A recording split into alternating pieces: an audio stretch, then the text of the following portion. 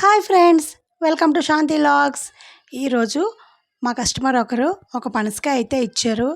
అది 2 రోజులు అలాగే ఉంచి 3వ రోజు కట్ చేసాం. అయితే చాలా పచ్చిగా ఉంది. దీన్ని ఏం చేద్దామా అని చాలా ఆలోచించాం. అయితే ఒక మంచి రెసిపీ అయితే తయారు చేసాం. అదేంటో ఎలా చేయాలో ఇప్పుడు చూసేద్దామా.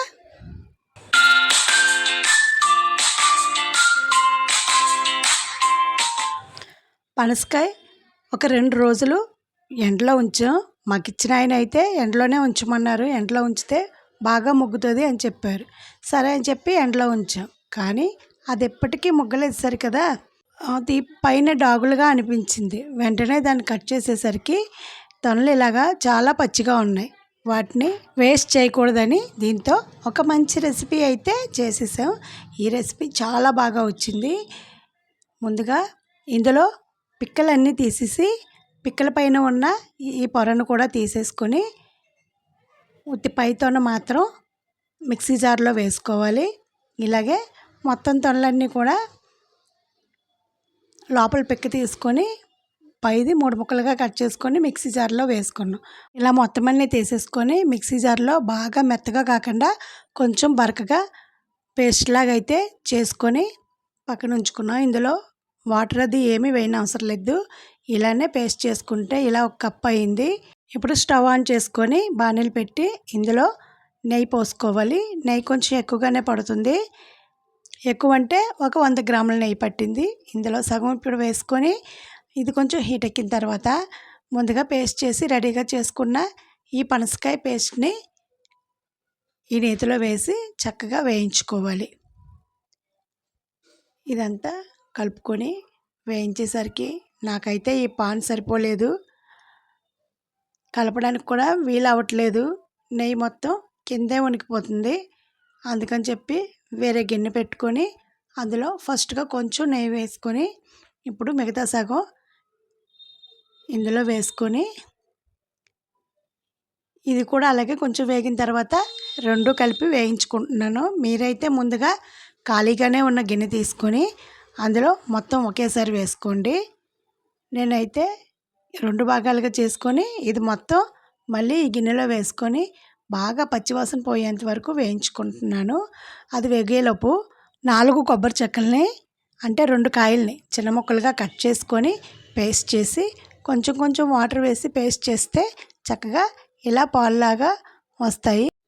అలాగే ఈ పాలు కూడా ఈ కప్పుతో కప్పుడు పాలు ఉండేలా తీసుకొని పక్కన ఉంచుకోవాలి. ఇది బాగా పచ్చివాసన పోయేంత వరకు కలుపుతూనే ఉండాలి. మీడియం ఫ్లేమ్లో పెట్టుకొని మధ్య మధ్యలో కలుపుతూ పచ్చివాసన పోయిన తర్వాత ముందుగా రెడీ చేసి పెట్టుకున్న ఈ కొబ్బరి పాలను వేసి బాగా కలుపుకొని ఇదంతా దగ్గర పడేంత వరకు ఇంకొకసారి కలుపుకోవాలి. మామూలుగా అయితే పనసకాయ కానీ పనసకాయ స్మెల్ కానీ చాలామందికి నచ్చుతుంది. పనసకాయ కొయ్యగానే ఉత్తినే అలానే తినేయచ్చు, అంత బాగుంటుంది. కాకపోతే ఇది పచ్చిగా ఉండటం వల్ల దీన్ని ఏం చేయాలని ఆలోచిస్తే ఇలా స్వీట్ చేయాలనిపించింది. ఈ స్వీట్ కూడా చాలా బాగుంది. ఇలాగే స్వీటే కాకుండా కర్రీ కూడా చేసుకుంటారంట. ఈసారి పనసకాయ తెచ్చినప్పుడు పచ్చిగా ఉంటే కనుక అలా ట్రై చేస్తాం. ఈ కొబ్బరి పాలన్నీ ఇంకిపోయి చక్కగా దగ్గరికి అయిపోయాక ఇందులో ఏదైతే కప్తో పనసకాయ పేస్ట్ తీసుకున్నామో అదే కప్తో 1/2 కప్ బెల్లం వేసుకున్నాం. బెల్లం బదులు పంచదార కూడా వేసుకోవచ్చు. పంచదార కన్నా బెల్లం మంచిదని బెల్లం వేస్తున్నాను. ఈ బెల్లం షుగర్ పేషెంట్స్ కూడా భయం లేకుండా తినొచ్చు. అయితే లిమిట్లో మాత్రమే తినాలి షుగర్ పేషెంట్స్ అయితే. మామూలుగా అయితే ఎంత కావాలంటే అంత తినొచ్చు, అంత టేస్టీగా ఉంది. కొబ్బరి పాలు వేయడం వల్ల దీని రుచి అయితే మరింత పెరిగింది. చక్కగా ఇది బాగా కలుపుతూ ఉండాలి. బెల్లం వేసాక కూడా 2 నిమిషాలకు ఒకసారి కలుపుతూ ఉండాలి. బాగా పండింది అయితే కనుక షుగర్ పేషెంట్స్ ఎక్కువ తినకూడదు అంటారు. ఇది పచ్చిగానే ఉంటుంది కాబట్టి పర్వాలేదు. బరువు తగ్గాలి అనుకునేవారు కూడా పనస్తొనలు 10 పనస్తొనలు కూడా తినేయచ్చు, ఏం పర్వాలేదంట. అలాని మంతిని సత్యనారాయణ గారు చెప్పారు. ఇది సీజనల్ ఫ్రూట్ కాబట్టి తప్పకుండా పనసకాయ సంవత్సరంలో 2-3 సార్లు తినాలి. ఫైబర్ బాగా ఉంటుంది కాబట్టి మలబద్ధకం అస్సలు ఉండదు. ఈ స్వీట్ చక్కగా ఇలా దగ్గర పడుతుంది. ఇలా దగ్గర పడుతున్నప్పుడు మరి కాస్త నెయ్యి వేసుకొని దింపేసుకోవాలి. నెయ్యి వేయడం వల్ల ఈ స్వీట్కి మరింత రుచి వస్తుంది.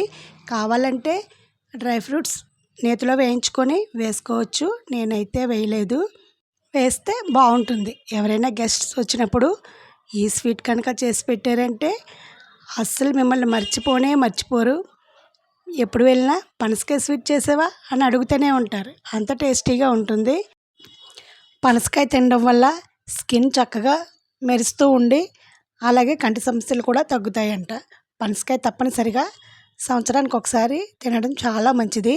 పనసకాయే కాకుండా పనసకాయ ఆకుల్లో కూడా చాలా ప్రోటీన్స్ ఉంటాయి. మనం ఇడ్లీ, ఆవిరి కుడుము అలాంటివి చేసుకున్నప్పుడు పనసాకులను వేసుకొని దానిపై ఇడ్లీ వేసుకున్నా కూడా చాలా మంచిది. ఈ స్వీట్ అయితే లాస్ట్ స్టేజ్లో ఉంది. ఇది చక్కగా కలిసిపోయింది. ఒకవేళ డ్రై ఫ్రూట్స్ వేసుకోవాలి అనుకునేవారు ఈ స్టేజ్లో ఉన్నప్పుడు వేసుకుంటే సరిపోతుంది. స్వీట్ అయితే సూపర్ స్మెల్ వస్తుంది. స్మెల్లే కాదండి, చూడ్డానికి కూడా భలే కలర్ఫుల్గా ఉంది. స్వీట్ రెడీ అయిపోయింది. దీని టేస్ట్ అయితే చాలా బాగుంది. ఇంకెందుకు ఆలస్యం, సర్వింగ్ బౌల్లోకి సర్వ్ చేసుకొని వడ్డించేయడమే. మీకు నచ్చింది అనుకుంటున్నాను. నాకైతే చాలా చాలా చాలా బాగా నచ్చింది. మామూలుగానే స్వీట్స్ అయితే నాకు చాలా ఇష్టం. ఈ పనసకాయ స్వీట్ ఇంకా చాలా బాగుంది. ఇంకెందుకు ఆలస్యం, మరి ట్రై చేస్తారా? ట్రై చేసి ఎలా వచ్చిందో కామెంట్ సెక్షన్లో తెలియజేయడం మర్చిపోవద్దు.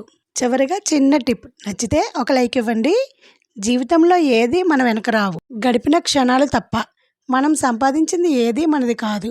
ఒక్క మంచితనం, పుణ్యం, ఎదుటివారి హృదయంలో ప్రేమ తప్ప. అవునంటారా కాదంటారా? ఈ వీడియోని ఎక్కడ స్కిప్ చేయకుండా చూసినందుకు చాలా థ్యాంక్స్.